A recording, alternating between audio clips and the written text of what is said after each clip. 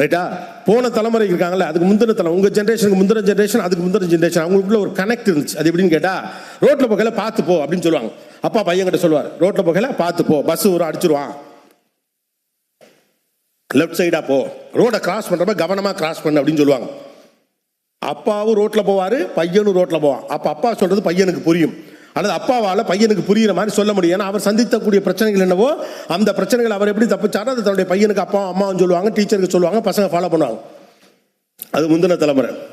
அதுக்கு முந்தின தலைமுறை என்ன சொல்லியிருப்பாங்க, காட்டு வழியாக போகிறப்ப பாம்பு கொத்தாமல் இருக்கிறதுக்கு என்ன பண்ணுன்னு பார்த்துக்கம்மா, கரடி வந்து பாஞ்சிட போகுது, நரி வந்து கடிச்சிட போகுது அப்படின்னு சொல்லி கொடுத்துருப்பாங்க.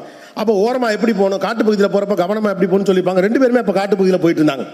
2 பேருமே காட்டு பகுதியில் போனப்போ ஒருத்தர் சொன்ன அறிவுரை இன்னொருத்தருக்கு புரிஞ்சது, அல்லது அவருக்கு புரிய முடியாத அவரால் சொல்ல முடிஞ்சது.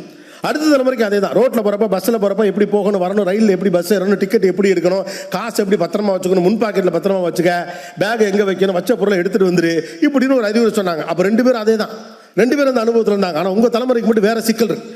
நீங்கள் சந்திக்கிற பிரச்சனைகளுக்கு பெரியவர்கள் சொல்லுகிற அறிவுரை பொருந்துவதே இல்லை பல நேரத்தில். ரைட்டா? ஏன்னா டிஜிட்டல் வேர்ல்டு அவங்களுக்கு தெரியவே தெரியாது. You guys are born with silver spoon மாதிரி, you guys are born with technology. பிறக்கும் போதே இங்கே இருக்கக்கூடிய எல்லா சோஷியல் மீடியாவையும் கையில் தூக்கிட்டு பிறந்தவனுங்க நீங்கள்லாம். பிறக்கும் போதே கையில் கம்ப்யூட்டர் தூக்கிக்கிட்டு இன்டர்நெட்டை தூக்கிட்டு பிறந்தவங்க நீங்கள்.